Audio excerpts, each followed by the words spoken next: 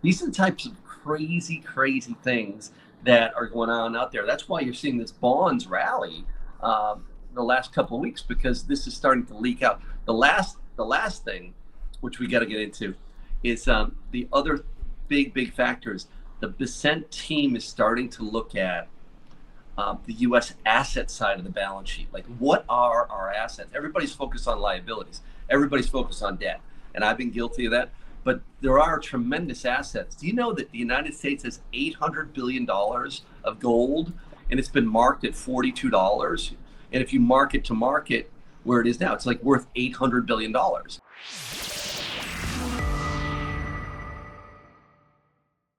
Hello and welcome to Soar Financially, a channel where we discuss the macro to understand the micro. My name is Kai Hoffmann. I'm the @JR Mining guy over on X, and of course your host of this channel. And I'm really looking forward to catching with Larry McDonald again. He was a guest about 6 months ago on the channel, and a lot has changed, as you know. New president of the White House. A lot of economic indicators have changed as well.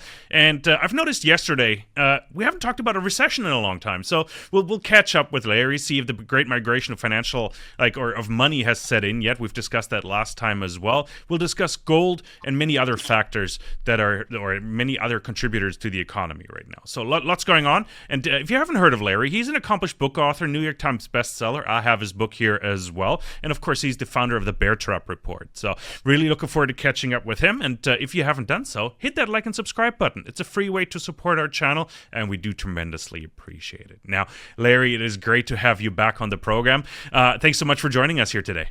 Thanks, Kai. Great to be with you. You really have a great platform. I appreciate it. No, thank you so much. Yeah, I appreciate it. And, Larry, you were recently in Germany. I think you went on a book tour pretty much right after our interview, or a few weeks after our last interview about 6 months ago. And maybe we'll start there. Like, what's something you picked up in Germany? What was the mood like? And what was some of the feedback you gathered? Well, the old joke is, Kai, you make about 10 times more in the speaking tour than you do actually writing the book, because publishers, they take a lot out of authors, they take a lot. And, but what's fascinating is when you have a topic like Scott Bessent, the incoming Treasury Secretary, and you have a topic like the election, and then you go to Geneva, you go to Zurich, you go to New York twice, you go to Miami. I just got back from Vail. And what I do is, say if you get a nice speaking fee on a deal, what we'll do is we'll take a big chunk of that fee and have an ideas dinner in the city. So we've done ideas dinners in Montreal, all since like August, Montreal, Toronto, New York, all these different cities. And each time we bring up the subject of tariffs. And here's my general take. At first, one thing we know for sure is Scott Bessent, God bless him, very talented financial guy, but he was out there tipping his hand in September and October, meeting with all kinds of hedge funds. And that's why the dollar ripped. So to some extent, the dollar priced in a ton of these incoming tariffs. And so when you see the news headlines, people think, oh my God, the dollar is going to keep ripping. But he's been really talking his book so long. The other thing is there's two tribes within the White House. There's the Don Jr. J.D. Vance tribe that's really annoyed with how high the dollar is, and I think Trump is too. And then there's the Bessent and Elon, and there's another crowd that really is more supportive of a strong dollar, and they think that reshoring and all these things they want to do eventually will normalize the dollar. But that's like on a chalkboard that works well, but near term, the dollar looks toppy because there's been so much destruction from the dollar globally. And the last thing I think is really important is it's very clear in the last month that we're getting more and more details. So it's like when you go on the speaking tour, you're talking about Bessent and you're talking to people that know him well. We've got a number of friends that are very close to the White House. We've got a number of clients that are at these dinners that are really close to Bessent. And what it's clear is it's very much like financial repression, where they're trying to keep interest rates below the rate of inflation, and that's the way to get out of the debt hole. And the fascinating part is there's all these new things, whether it be bank regulation, forcing the banks to own more treasuries, or things like, say with with our trading partners, using ownership of treasuries as part of the negotiation, and even reaching out to, say, the Bank of Japan and things like saying, listen, we've supported you financially for 50 years. The sea lanes across the planet Earth, we've spent $25 trillion on defense the last 30, 40 years. Those sea lanes have given you rich exports and the ability to sell products globally. And at the end of the day, we've been defending you at home. We want you to take your treasuries and convert them into 100-year zero coupon bonds. So it's $1.1 trillion of treasuries. Convert them into 100-year zeros. And if you need the cash, you could repo them at the Fed. These are the types of crazy, crazy things that are going on out there. That's why you're seeing this bonds rally the last couple of weeks, because this is starting to leak out. The last thing, which we got to get into, is the other big factors. The Bissent team is starting to look at the U.S. asset side of the balance sheet. Like, what are our assets? Everybody's focused on liabilities. Everybody's focused on debt. And I've been guilty of that. But there are tremendous assets. Do you know that the United States has $800 billion of gold, and it's been marked at $42? And if you mark it to market where it is now, it's like worth $800 billion. And you could take that gold from the Treasury, bring it to the Fed, repo against it, borrow against it, and that could be cash or bonds that the Treasury doesn't have to sell this year. These are the types of things that are going on behind the scenes. Yeah, lots going on. Like I've taken a lot of notes just based on what you've been saying, and we'll dive deeper in all those into all those topics here, Larry. Trying to think where should we start? Like, I think the tariff debate, of course, is very topical right now. It's been used as leverage and threats just to see how far I think how far things can be pushed, but also to get to where things need to go. Like the U.S. and Canada agreed on border security measures that were supposed to be implemented anyway, but I think they've been fast-tracked now at 10,000 additional border guards and things like that. How do we break this down? The tariffs, how real is that threat, and how are they being used? Maybe we need to analyze that as well, the meaning of tariffs for Donald Trump. Okay, so when you talk to Washington policy consultants that advise hedge funds and mutual fund managers, behind the scenes, there's a lot of progress with Claudia Sheinbaum. There's a much better environment than meets the eye. Now, the market has been picking up on this, and I think Trump on Friday was insulted a week ago. He looked at the market, like Walmart, for example, trading its highest percentage above its 200-day moving average, literally of all time, just about. Costco, highest valuation ever. Like, stocks that should be sensitive to a trade war are at all-time highs. The Mexican peso, the loonie in Canada, these currencies, they have sold off some, but they've really rallied some now. And so there's been a ton of complacency. And I think Trump is a little offended that people aren't taking him serious. Now, when you talk to people that are really close to the negotiations, what we've heard is there'd be a February 1st announced date, and then an effective date in April. And that gives, there's no Treasury team in Washington yet. Scott Bessent doesn't have his team in place. There's nobody that can really negotiate. Trump's been negotiating with Mexico, but there's no team at Treasury negotiating. But so I think when you saw the Trump threat on tariffs, everybody freaked out. Then there was this quick agreement. That's because there's been a lot going on behind the scenes around the border, around special forces going to Mexico, and there's a ton of things that they've already agreed on. We think they've already agreed on you bringing the USMCA, which is that NAFTA. That was supposed to be in renegotiation or discussion in July of 2026. We think Trump's already got a July 2025 agreement to basically renegotiate again. And so there's the headline, and then there's the Trump flexing the muscles. But then behind the scenes, at least with Canada and Mexico, it's going a lot better than people think. Yeah, absolutely. And as you said, Trump's not taken serious because the market called the bluff a bit. As you said, yeah. Canadian dollar, Mexican peso has been ultra strong against the U.S. dollar, for a while now, and as you said, the stock market has just called the bluff. It's like, this is not happening, and a lot of people said that the tariffs wouldn't happen. Then they were announced, then they got canceled within 24 hours. It's like, I don't know. It's like, I don't want to get too like political or anything here, but what do you make of that like very short time frame? I'm just trying to interpret. Well, like, so did he achieve his goal with that, with his tariff? So this goes back to what so if you're a hedge fund, you can pay a Washington consultant $10,000 a month, and they're very close with different senators. They're very close with people that are either close to Trump. And what they've been telling people is there'd be, like I said, there'd be a February 1st announcement and an April real date, and so they can negotiate. So in other words, what you just saw was the same thing.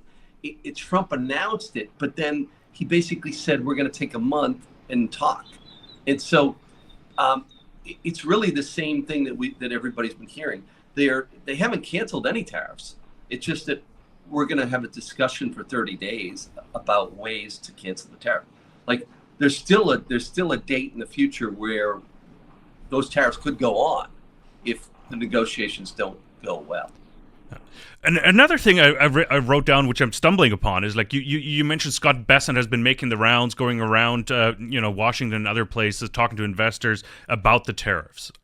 And it's more about the timing that I'm trying to understand, because I feel like Scott Bessent wasn't like somebody Trump sort of had on his ballot during his campaigning. That's the term I was looking for, his campaigning. It was sort of a late addition to the Rolodex here of secretaries. Like, what do you make of that? Was that just publicity stunt? Like, I'm trying to wrap my head around the timing of it all, because you mentioned it, like Scott Bessent has been marketing the tariffs before, and hence the strength of the dollar. And once they were announced, the tariffs, like the dollar didn't do anything because the market just knew, right? Yeah, so, exactly. The market, everybody front run the tariffs. In other words, people were shorting the dollar in September and October, and way even before. People were putting Trump trades on in October. You know what I mean? Like, you can look at all kinds of different stocks, whether it be private prisons or Fannie and Freddie. All the Trump trades had priced in at least 50 to 60 to 70% of the Trump win before the election. I think you and I spoke about that last time. And so there's two things going on. Number one, Bessent. People don't really know. The one thing I've been getting some pushback on Bessent, people don't really know, like, kind of to your point, how much influence he's really going to have over Trump. He's incredibly talented. Trump respects him because he's been on the buy side. He's been in a seat. Like, Janet Yellen was a labor market economist. God bless her, very smart, but she's never been in a risk-taking seat. She really doesn't understand. And same thing with Jack Lew. There's a lot of Treasury secretaries that have never been in risk-taking seats. That's what Trump respects about Bessent. And you look back to the financial crisis, Hank Paulson had been in that risk-taking seat. So Trump wanted to bring that type of person back, but that doesn't mean that person has really high influence over Trump. So there's some question about that. But in terms of the timing, the one thing that I've heard from all different, that's like the closest people to Trump have all told me the same thing. He wants as much pain away from the midterm elections as possible, because the midterms are in 2026 in November. And if you remember, in 2018 in November, those midterms cost him dearly because he lost the midterms, he lost the House, and he feels in his mind he would not have been impeached if he'd won the House, because the House controls so much in terms of what the procedures, right? And so that's why you're seeing them being more aggressive and very fast acting now, because they want to. That's why I think the market's vulnerable here in the short term, because they're going to bring up all the dirt, all the heavy punches are going to come out as far away from the midterms as possible. Larry, we got a little bit ahead of ourselves, but it was really interesting because you just touched on like the health of the market. I think we need to really just get a quick overview, like from your point of view, like how healthy is the market, how strong is the economy. I mentioned in my intro, like I haven't talked about the recession here on this channel in quite a while, surprisingly, which I've noticed. So I'm curious what your thoughts are on the whole economic situation in the U.S. or globally in general, and of course the health of the market right now. Maybe. Give us a bit of an overview. Sorry. Health of the market. In a bull market, the Mag 7 leadership should be moving together and should have a high correlation. And that was the case much of the last couple of years. What we're seeing now is there's been a real breakdown in the Mag 7, whether it be Microsoft or NVIDIA. It's almost like some of these stocks are being used as funding mechanisms for other speculative parts of the market. In other words, people selling NVIDIA, buying Bitcoin and whatever. Microsoft has underperformed gold by 38%, like the last few years. I mean, that's the last year, I think it is, since last February. So Microsoft is it's underperforming like a lot of Mag 7. So there's the fundamental problem in the market right now is that we're at incredibly lofty levels, and the Mag 7 has invested. Let me give you an example. Microsoft's capex budget is supposed to be $80 billion this year. A couple of years ago, it was $20 billion, 15, and so the visibility on return on invested capital for some of these big tech stocks, these companies have gone from cash producing cows, to capital intensive businesses. And if you look at the street forecast for Microsoft earnings, we're supposed to be up 20-30% the next couple of years. At the same time, this what we call this CapEx, this artificial intelligence investment, it's gone up so much, it's really going to start to hit earnings. So if you look at Microsoft, if you look at some tech stocks are pricing in really a problem with earnings because it's like a scene from The Sopranos. They all have a gun at each other's head, and the testosterone level in Silicon Valley is off the charts. Oh, you're investing 50 billion, I'm going to have to do 80. They're all trying to outgun the next guy. And this is creating this big problem for Mag 7. And this is why, if you look at Mag 7 equities, about $1 trillion has left them and gone into other things, whether it be industrials. German equities are destroying Microsoft the last couple of months. So there's definitely a rotation going on there. But in terms of the market itself, in terms of, this is probably the most important part of this call, the one thing I'm hearing is that the labor market was supported by government spending. And if you look at jobs over the last year and a half, you had a ton of jobs coming from government spending. And there's a big fiscal cliff with the DOGE coming in, where, in other words, Biden did a $1.9 trillion deficit last year. And then in the first quarter, he did $800 billion of deficit spending. So he did 1.9 trillion last year of deficits. And then in the first quarter, which is in the new Trump year, this year, he did $800 billion of deficit spending on the way out. And if you do the math, that's like a $3 trillion deficit run rate. And so now he really sandbagged Trump because they got to bring spending down. And that spending down is going to impact the labor market. The other thing is ICE. I've heard this from 3-4 different hedge funds in the last week. If you do the math, the amount of immigrants and migration that's been part of job creation has been very strong. And now, because of these aggressive ICE roundups, so you've got the federal government through the ICE group, they are rounding up migrants. And so if what's happening in the labor market is people, say you're a migrant, you're hiding out in someone's basement now. You're not going to work. This is very disruptive. I'm not taking a political view here, but let's get facts. If you have this huge labor supply that's now pulled out of the market, number one, it's inflationary, but number two, it's also slows down the economy because companies can't grow at the same pace because we've lost a lot, but maybe lost 1 million workers in the last month. Yeah, I think I might have been listening to Adam Taggart's Thoughtful Money the other day. I forgot who the guest was, but I think it was Adam who mentioned he's been driving past construction sites and they're just empty because workers are, as you said, scared to show up and to do the work because they're worried about ICE rates, right? So that sort of covers that as well. It really paints that picture. Yeah, and then if you look at the bond market, so we're supposed to be in animal spirits. We're supposed to be in this animal spirits period, you know what I mean? Animal spirits, Trump growth outlook, and that's the whole S&P 500 trajectory with earnings and that.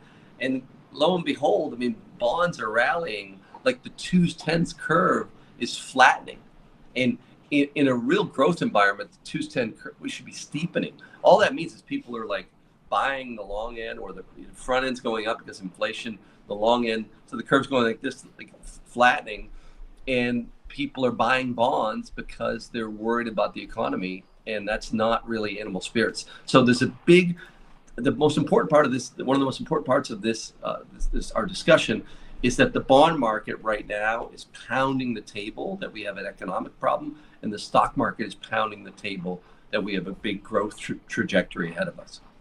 Yeah, it's like, maybe since you're on the bond market, and we've had the discussion on this channel before, but how much is the bond market influencing the Fed? Term bond vigilante comes up. I've mentioned it a few times here on this channel.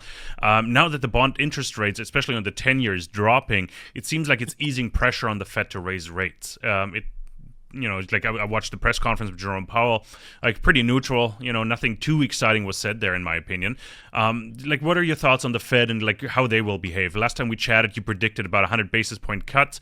I think we've seen 2 cuts since, so 225 basis points. So we're due for 2 more. Larry, based on your prediction back in late August when we last spoke, where are things headed and what's the influence of the bond market here?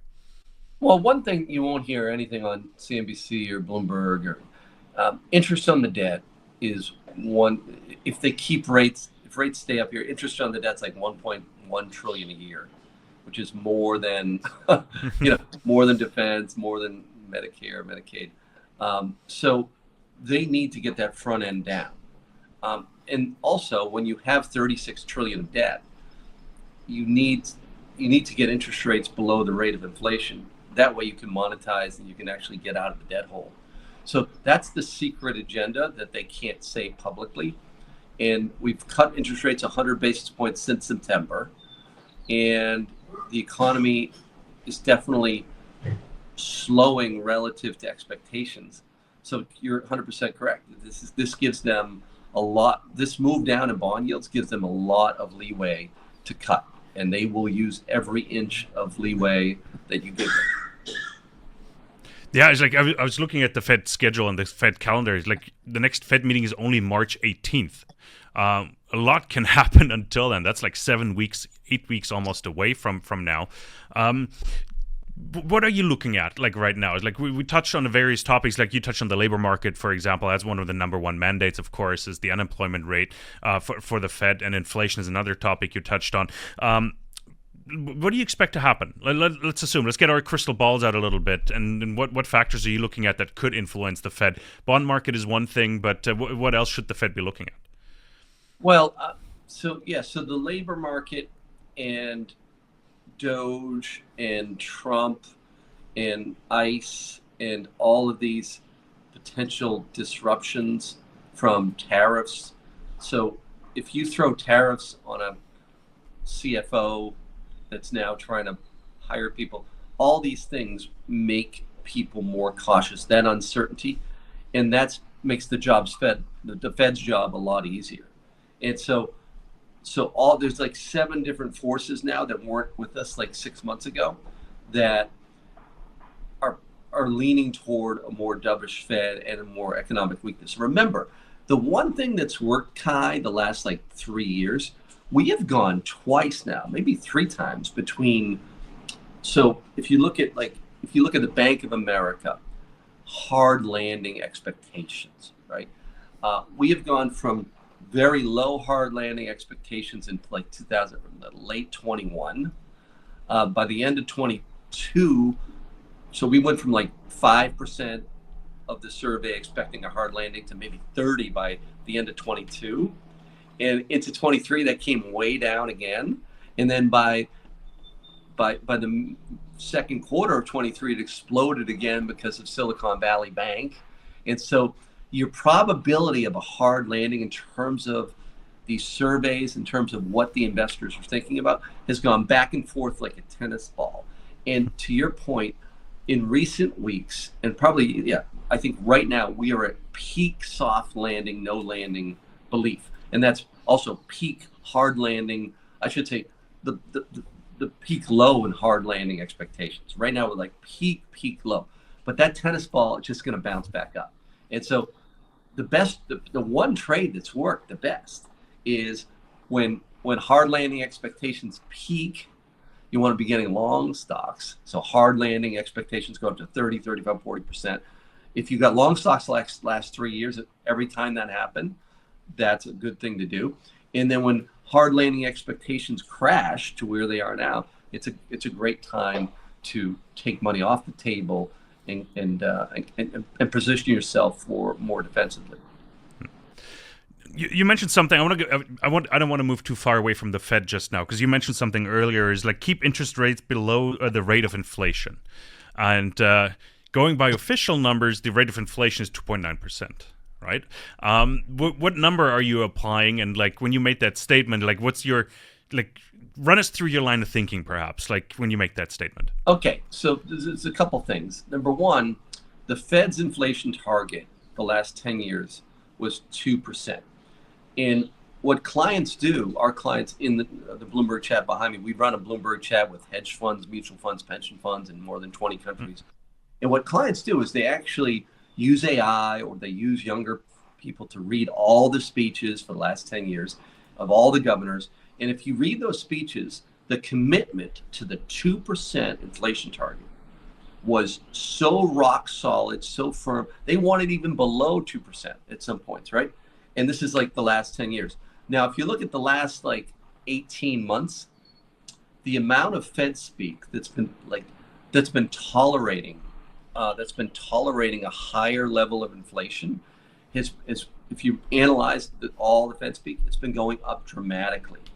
And so what I mean is they're not going to come out and say they have a new higher inflation target directly, because that would freak out the market. But over time, they're softening their language around getting toward that 2% inflation target. And that's because financial repression, all that means is keeping interest rates below the rate of inflation. And so that's what they want to do over time. And that's how you get out of a $36 trillion debt hole. There's only two ways out. You can default the Argentina way, or you can keep interest rates below the rate of inflation and kind of inflate your way out of this. That's what they're trying to do.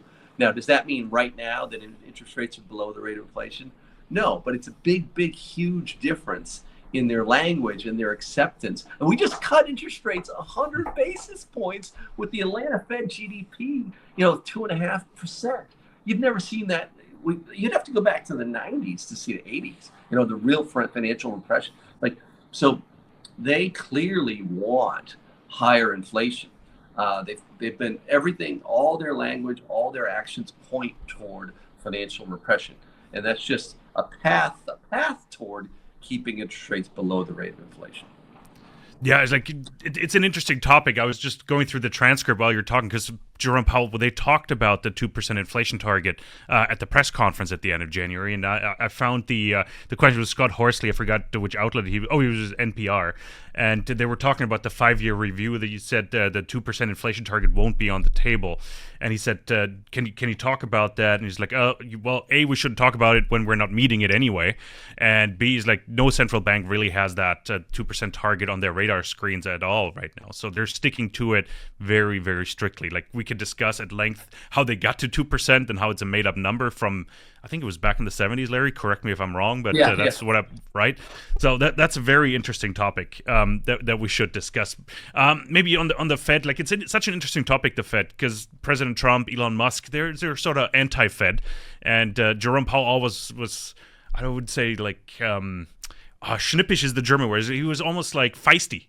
Like when he got asked about whether he had any contact with President Trump, or whether they talked about it, or whether they had any contact at all, and he was like, "No, we didn't talk. No, no." Like, you could sort of pick up a passive-aggressive undertone there. Do you think President Trump, at some point, once he's done with his tariff discussion, will sort of target the Fed and Jerome Powell and ask him, like, "Sir, we got to lower interest rates here"? Trump came out in Davos stating he wanted interest rates lower. And Trump has also talked oil a lot lower. And I just got back from the Vail Symposium with a lot of great strategists and hedge fund managers, and there was this big debate around oil. Oil has a huge connection with interest rates. And so there's things Trump can do to get oil down, but the problem is his his other part of his agenda around Iran, like taking that 1.5 million barrels of production offline. That's a huge oil positive, right? Now you can drill, baby, drill, but that's going to take a little while. But it's very clear that Trump stated that he wants rates lower, and that's where we get back to Bissett. The Treasury has these tools on the asset side of the balance sheet and on the regulatory side to get interest rates lower. And so it's not just about the Fed. The Trump team are real financial market practitioners. Not, like I said, and this isn't political, but the Biden team was essentially, they used to call it the faculty lounge, right? The Biden Treasury, the faculty lounge. It's a bunch of academics. They're not market practitioners that have been in a risk-taking seat. So the Trump team has a lot more skills at getting rates down. And you can see that's the bond market starting to react to that. Yeah, no, it's interesting. Like I was just reading the transcript again here, and just rereading what he asked, what he answered, what Chair Powell answered to the question whether he had any contact, and he also asked to comment on the Davos demand for lower interest rates, and he's like, "No, we've had no contact. We'll continue to do our work. The public should remain confident that we'll do our work as promised or as mandated." Right. So really, really interesting topic of discussion there. Scott Bessent is an interesting topic as well. Like I fanboyed a little bit when he was announced. I've listened to a few of his podcasts. Like, but you made a statement earlier. You said like Scott Bessent is not as influential on Trump as the public might think, because the public or like the market sort of expect Bessent to tame Trump when it came to tariffs. Like, what's his role in that regard? Like, does he have like a what do you call it? Like a negating factor or input, like on Trump? Well, that's what I mean is when you talk to institutional investors or Washington consultants, there is a group of people that are questioning how much influence he has over Trump. Nobody really knows. It's just that Trump needs him around the dollar, around rates, around the U.S. asset side of the balance sheet. So I think he's going to have a heavy influence on Trump because Trump needs Treasury in a big way. I mean, think about this. This is what we're up against. The Freedom Caucus. Now, right now, there's only 3-seat majority in the House. This is so important for investors. There basically is no majority in the House. 3-seat majority is nothing. The Freedom Caucus is a group of conservatives with 31 members. And if you look at those 31 members, 12 of them have never voted to raise the debt ceiling. And so that is a shocking statistic. And that's what I mean right now around Trump needing dissent, because one thing we can do is like I said earlier around the U.S. gold assets and Treasury, we're going to run into a problem where Trump wants to cut taxes. He wants to use tariff revenues to raise revenues. But this budget and the deficit spending that came out of Biden handed Trump such a deficit mess that the Freedom Caucus is much more motivated than they were last time around. I mean, we've just run $3 trillion deficits, $2 trillion deficits year after year after year. So if you're one of those 31 members of the Freedom Caucus, those 12 people that have never voted to raise the debt ceiling, we're going to have a real debt ceiling showdown in like June, July, August. And right now we're in extraordinary measures. And so that Trump budget and the ability to raise the debt ceiling, because of that group, those 31 members are so powerful right now because the House majority is only 3 seats. And so that Trump's really going to need dissent. So that's why I think he's going to listen to dissent. No, really interesting. Like, I'm curious what Bessent will do. Like, he's really financially literate, so I'm curious whether he can navigate those choppy waters, especially when it comes to bond issuance over the next 12 months, because the U.S. has to refinance quite a bit as well. Larry, I want to jump around a little bit because we talked about the great migration of capital, and it sort of touches on like the NVIDIA performance to a degree, the market becoming a bit more nervous. So I'm curious if you think the market is becoming a bit more nervous, and whether we finally started to see the $10 trillion worth of capital starting to move into other asset classes. Gold is, of course, one I want to talk about, but have you seen that that maybe start? Like, it seems like a constant wave of capital flowing out of the main markets, but I'm curious if the bigger wave has already happened or is happening right now.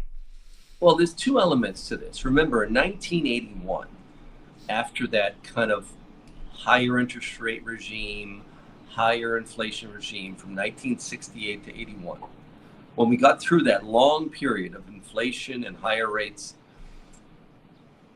the industrials, the materials, and energy were 49% of the S&P 500's composition. 49%.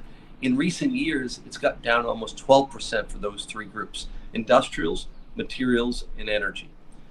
And what I find interesting is that if you look at industrials, look at the VIS ETF, which is the industrials.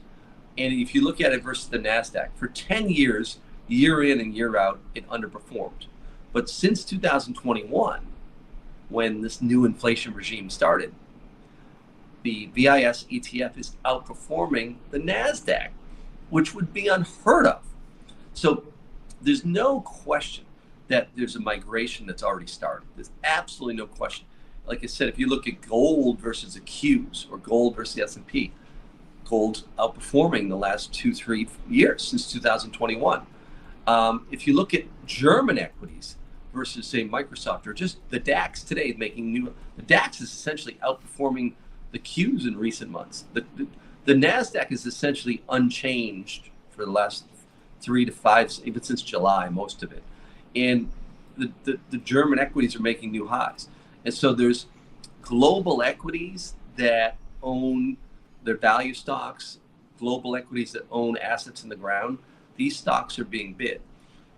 Now, what you're talking about in terms of the great migration into, say, platinum, palladium, silver, gold, that is still very, very early. If you look at platinum this week, it is making a great move versus gold or versus just on the chart. If you look at silver, silver's been strong, not as strong as gold. The gold-silver ratio is still up near 90. That's insane. That should be in the 60s. So to your point, and when you talk to people like Adrian Day, right? Adrian Day is a long-term advisor to us, partner, and he's like, listen, there really are no inflows into say gold miners and silver miners. In essence, there's been outflows, and so even though the gold miners are up like 15-16% year to date, outperforming the market by a lot. So you need a big move, which you're starting to get, to bring those tourists back, right? Those tourists into that migration. But the migration's happening. It's just happening slowly, and it's happening across different parts of the market. It just hasn't really gotten to commodity metals so far just yet. Yeah. Like I've always used to say, like, we need to scare the 401k money to start seeing that move. And I was talking from the mining perspective because I come from the mining industry and junior mining industry in particular, where we're seeing a lack of just volume in general. Like, funds are available, but it's just volume in the markets that is lacking right now. And I think that's what Adrian is addressing as well, because the sector has been able to raise money. So the retail is not really there yet. My question is, like, maybe it's a bit outdated almost, because DeepSeek happened last week, and everything moves so fast. But sort of, was that the black swan that the economists have been warning us about? Like, is that the sort of the wake up call for retail to potentially shift allocations? You mentioned the bond market, perhaps, or safe haven assets. Is that what we needed to see for 401k money to get scared? Yeah, that's the thing. So one of the clients brought up a good point to me.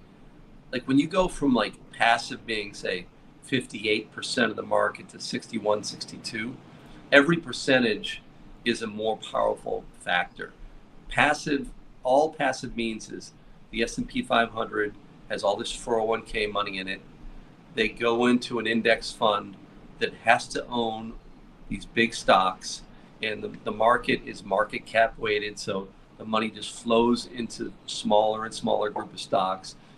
And if you look at the sickening performance, I mean, if you look at the chart of Costco and Walmart, this is the sickness, the passive investing right now. I'm talking real sickness. I mean, you look at the price to earnings ratio, look at any kind of historical normal valuation.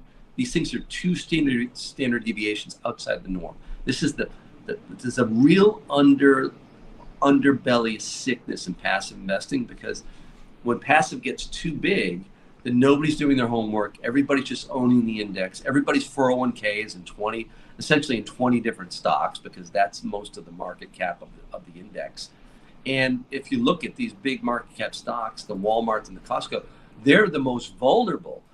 Like 18% of Costco's business is exposed. I think their EBITDA, free cash flow, is exposed to Canada and Mexico.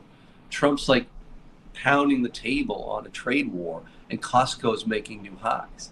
I mean, that's classic. The market's reaction function, the traditional reaction function in a market of, say, news and things like that, it's been neutered by passive, and it's pretty disgusting.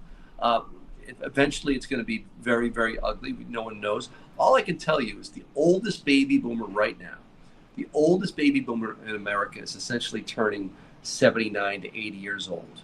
79 to 80, and they control about 80 trillion of wealth. So this group of people that controls 80 trillion of wealth is turning essentially 79 to 80. And they're going to need, at that age, to own more bonds, own other things besides stocks.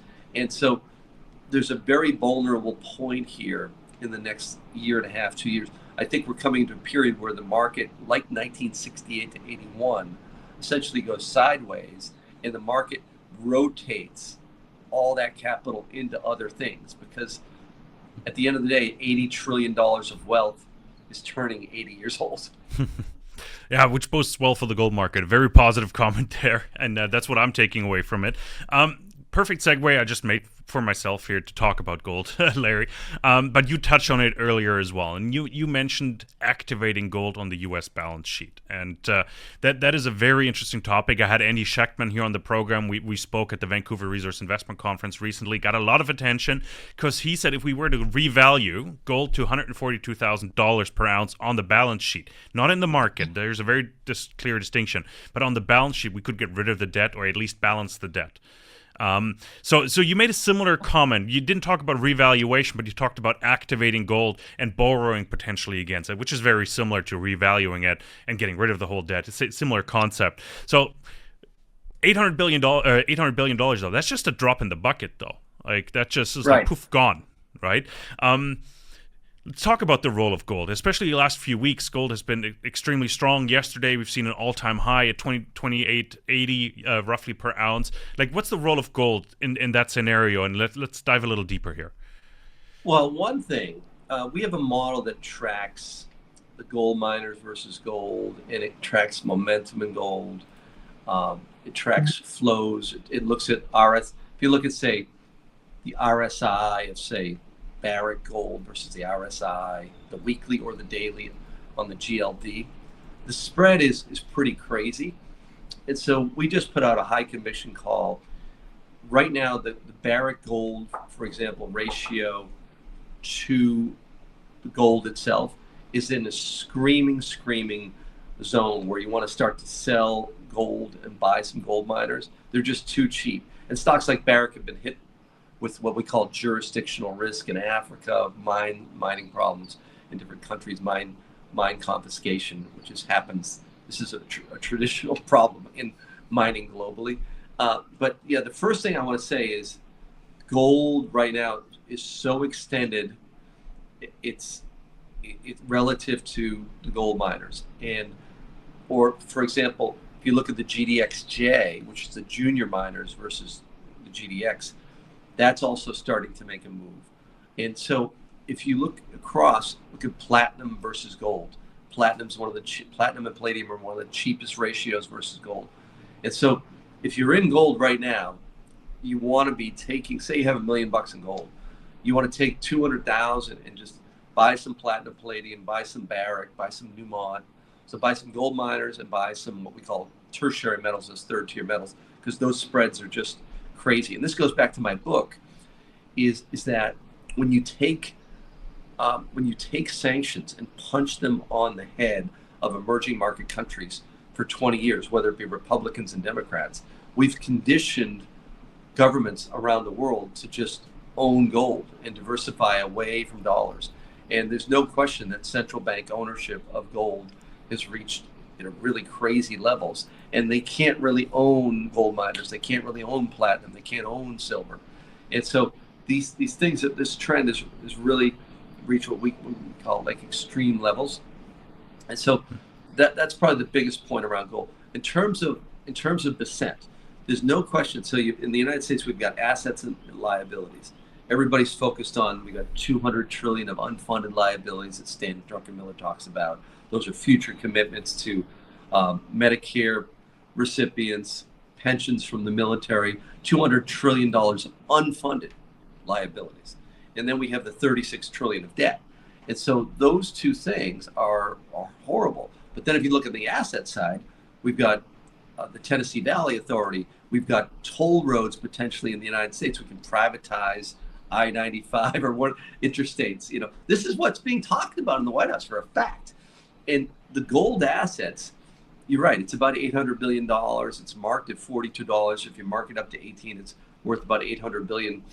But that would be a huge factor for the bond market this year because it's $800 billion of bonds that you don't have to sell. And that's very financial repression-ish. And that also helps you get through a debt ceiling problem. And so just don't think of it as gold. Think of all the assets, all the commercial real estate. There's just tons of assets on the asset side of the U.S. balance sheet. No, it's an interesting topic because gold can play that pivotal role, and Scott Bessent, we know, is a fan of gold actually because he owns quite a chunk of it as well. Maybe just to wrap it up, like gold and U.S. dollar, Larry, like the trend's intact for higher gold prices, and what about the U.S. dollar? Is it going to remain where we're at right now at 108 roughly on the Dixie? And yeah, just maybe to summarize the conversation here. Okay, so this week we had what we call a bear hammer, like two bear hammers on the dollar. All that means is like when you see a really big inflection point between bulls and bears, the bulls tried to break the dollar out again because of tariffs, because of the trade war. There's a lot of reasons to own the dollar, right? But they're so well known. And we have seen a really, what we call a big candle. And that's all that means in terms is that when the bulls try to break out the dollar and then the bears come in and then you see a big reversal, it's a big psychological event, at least for the short term. So short term, high conviction, I think the dollar is heading lower because it's priced in a ton of things, right? It's priced in American exceptionalism, it's priced in tariffs, on and on and on. If you look around the world, like say Japan, from September 15th to January 10th, the yen was down 14%, and natural gas was up a lot, oil was up a lot.